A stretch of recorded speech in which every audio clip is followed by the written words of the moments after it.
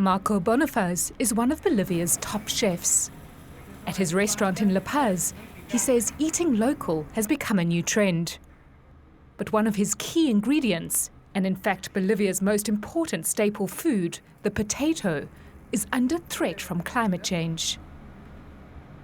Marko has always cooked with potatoes, and with more than 700 varieties found in Bolivia, who can blame him? But with changes in its climate, Bolivia's culinary core is at risk.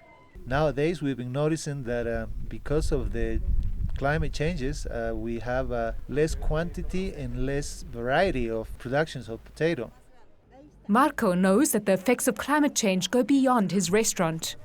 They are felt even stronger out on the Bolivian Altiplano, or high plains, a few hours' drive from La Paz.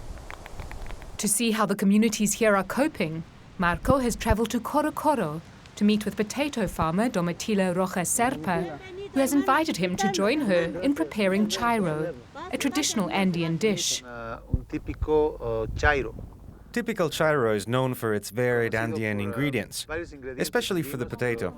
And considering how the climate has been treating us, recently it has been putting these essential ingredients at risk. There is no way to calculate the weather anymore. Before you could say, on this date it's time to plant, and now we're going to harvest. And the frost came at its time. The snow came at its time. It's no longer like that. Everything has changed.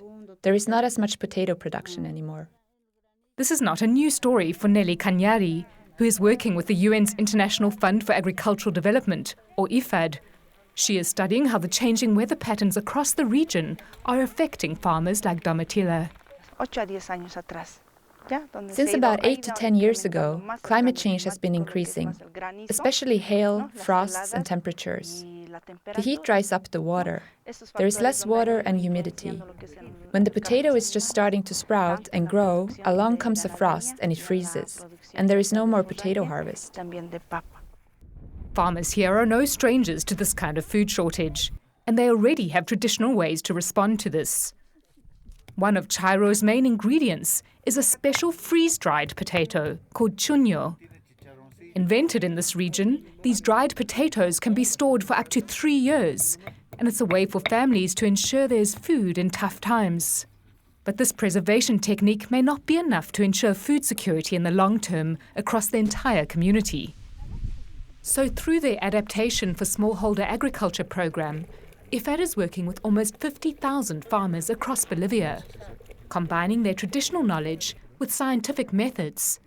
This will help manage their water resources and protect the crops from unexpected weather.